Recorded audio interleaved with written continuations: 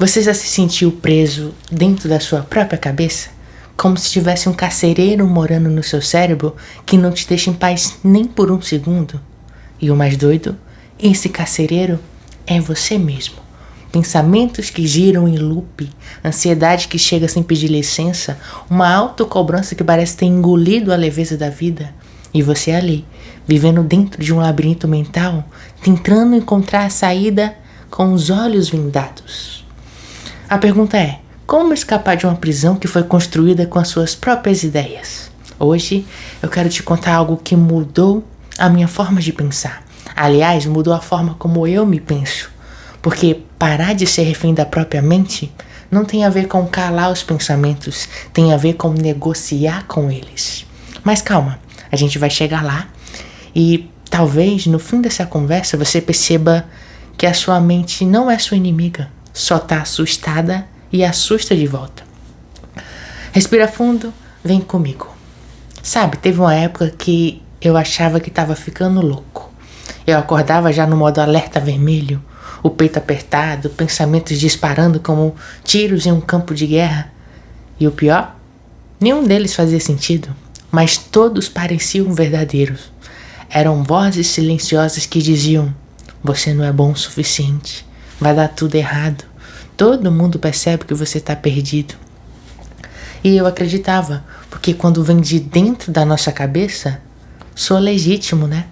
Como se o pensamento tivesse autoridade, como se ele fosse juiz e eu o réu. Mas aí veio o estalo. Numa madrugada qualquer, dessas que a gente deita cansado e levanta mais exausto ainda, eu percebi que a minha mente estava só tentando me proteger. Só que ela estava usando as armas erradas. É como se fosse um cachorro traumatizado. Late, morde, rosna, mas no fundo só está tentando avisar que tem algo errado, que tem dor ali, que tem medo. A real é que a gente cresceu achando que pensar demais era sinal de inteligência, mas às vezes é só sinal de uma autotortura bem organizada. E por mais íntima que pareça, a nossa mente nem sempre é honesta com a gente. Ela é afetada por medo, trauma, exaustão, expectativas alheias. E aí, sem perceber, você começa a viver num teatro. Mas quem escreveu o roteiro foi a sua ansiedade. Eu tô me abrindo aqui porque talvez você também esteja passando por isso. E se tiver, tá tudo bem. A gente ainda tá no começo e eu prometo que tem jeito. Você só precisa assumir o volante, mesmo que o GPS da sua mente esteja completamente bugado. Olha, a gente cresceu ouvindo que a mente é tudo, que você é o que você pensa. Mas e se isso for uma mentira mal contada? Porque, sinceramente, se eu fosse tudo que eu já pensei sobre mim mesmo, eu seria um fracasso ambulante, um desastre emocional com um sorriso no rosto. E ao mesmo tempo seria um gênio incompreendido, um herói silencioso, um caos brilhante. Percebe a contradição? A mente não é uma linha reta. Ela é um liquidificador sem tampa, cheio de vozes, memórias, traumas, desejos, imagens que nem lembro de onde vieram. E você, coitado, no meio disso tudo, tentando encontrar alguma lógica. Mas deixa eu te contar um segredo. Você não é os seus pensamentos. Você é quem observa os pensamentos. E essa simples mudança é uma chave. Uma chave invisível que abre uma porta que ninguém te mostrou. Na escola, na igreja, no trabalho, em lugar nenhum. Porque quando você começa a perceber que pode assistir os seus pensamentos, tipo, olha lá, meu cérebro tentando sabotar de novo. Você sai do modo automático. Você vira o diretor do filme e não mais o ator que só repete falas que nem escreveu. E eu sei, falar parece fácil, mas isso é prática. Não é iluminação instantânea, é treino, é presença, é se pegar no meio de um pensamento destrutivo e dizer: interessante, mas eu não vou comprar essa ideia hoje. É como se você criasse um espaço entre o estímulo e a resposta. E nesse espaço, você recupera sua liberdade, sua sanidade. E talvez, só talvez, a paz que você procura lá fora esteja nesse espacinho, nesse respiro, nesse micro momento onde você decide não se torturar. Sabe o que mais me assustou quando eu comecei a observar minha mente com um pouco mais de distância? Foi perceber que em muitos momentos eu não queria me libertar. É estranho, né? Mas tem um conforto mórbido em continuar sendo refém. Porque quando você está preso, você não precisa decidir, você não precisa arriscar, você não precisa viver. Você só repete o roteiro do sou ansioso mesmo, é meu jeito, não consigo parar de pensar.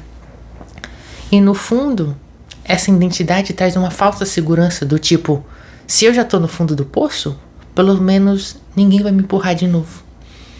Mas e se essa prisão mental que você vive hoje, por mais desconfortável que pareça, na real foi onde você aprendeu a se esconder do mundo?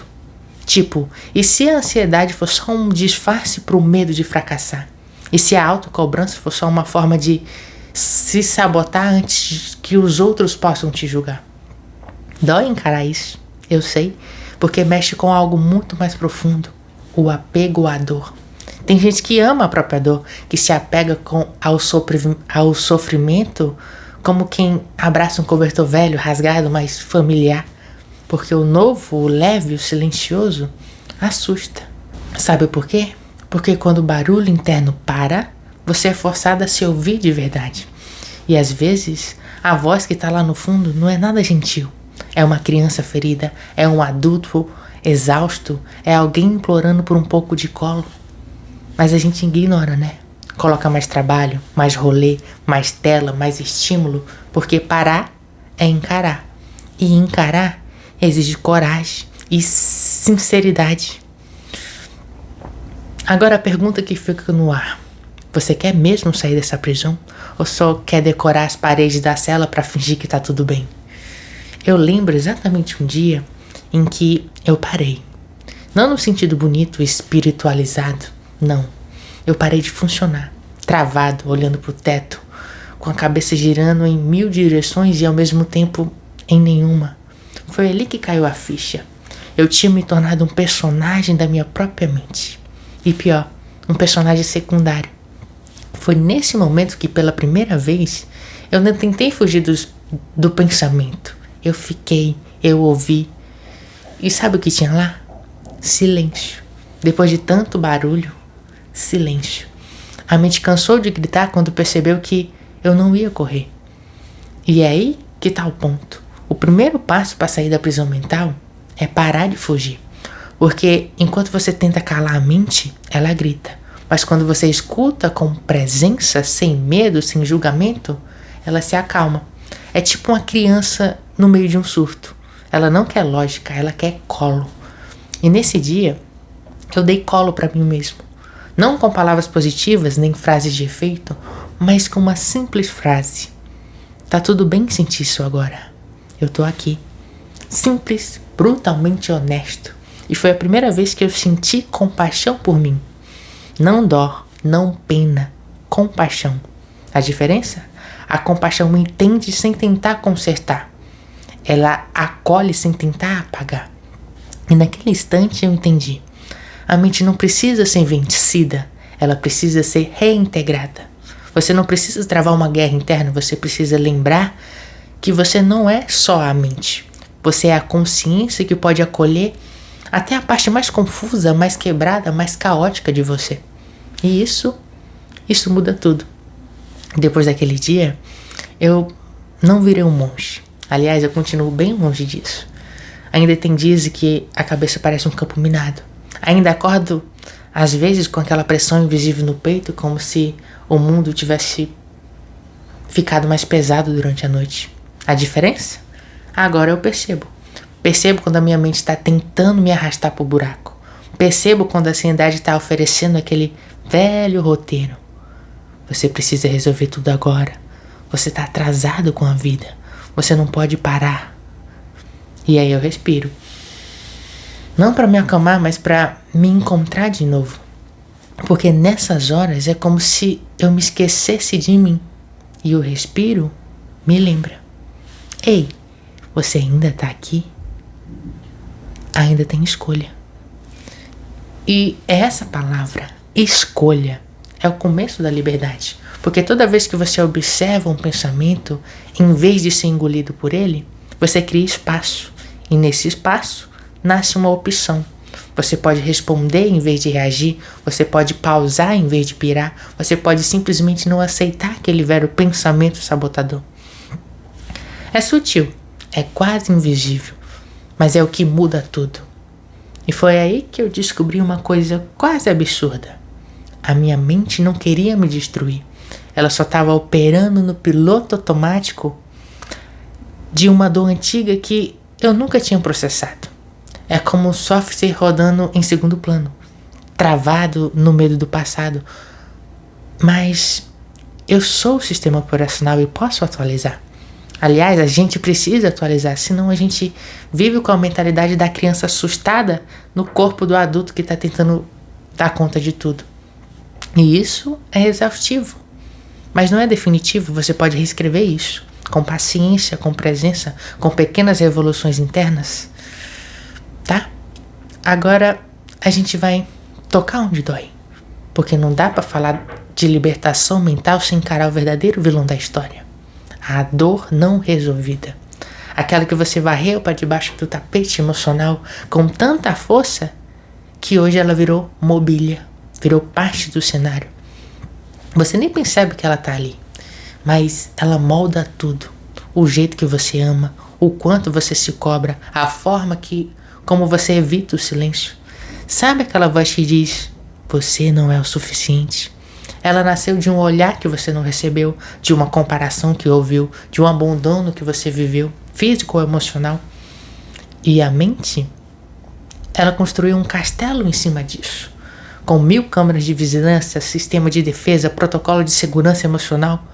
Porque quando você sente algo parecido com aquela dor original, ela entra em pânico e te faz agir como se estivesse em guerra.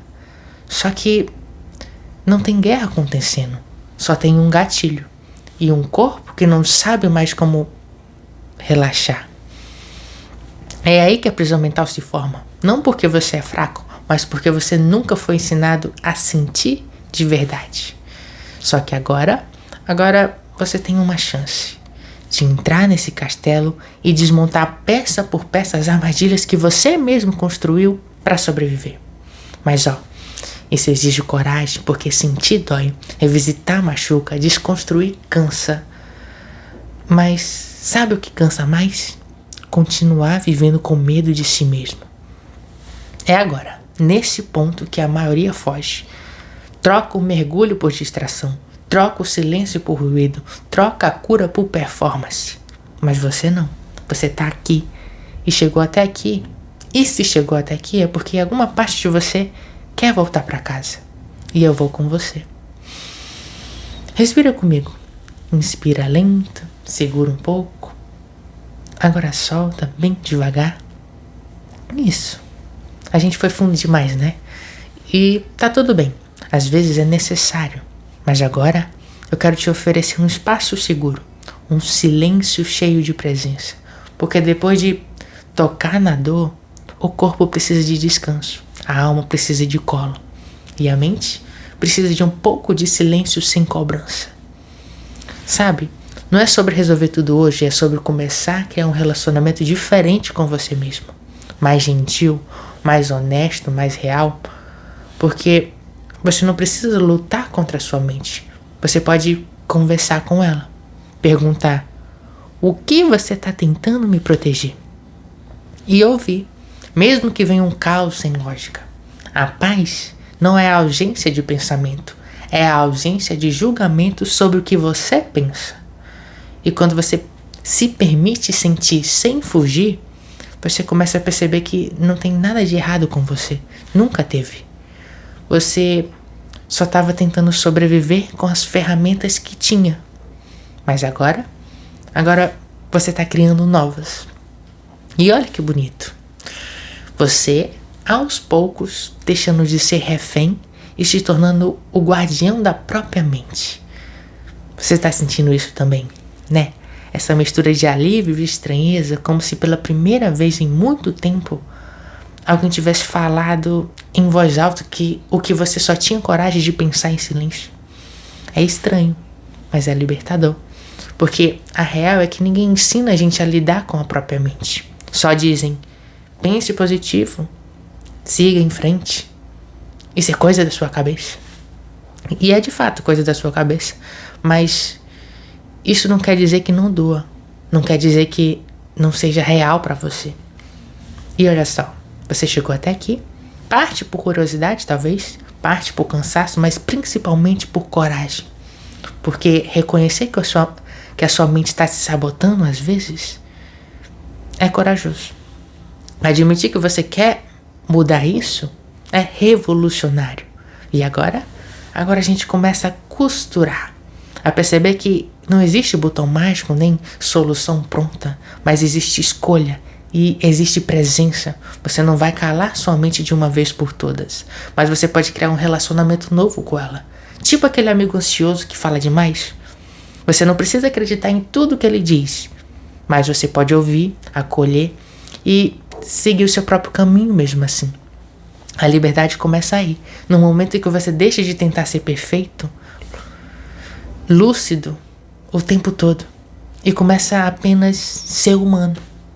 Respira fundo, porque no próximo passo a gente vai fechar essa conversa, mas não com um ponto final, mas com uma vírgula, daquelas que dizem continua.